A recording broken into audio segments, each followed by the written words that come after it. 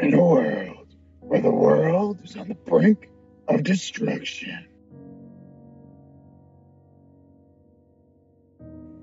a person with extraordinary powers has been training for his entire life.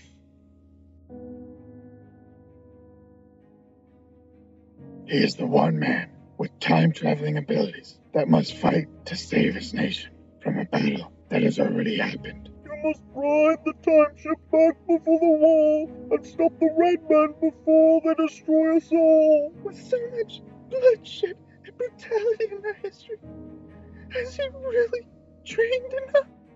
His nation must pull together. I'm not gonna let it end like this.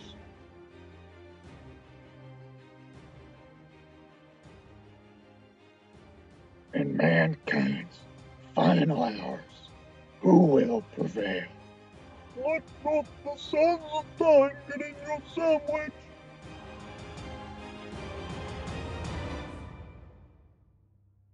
Time sandwich.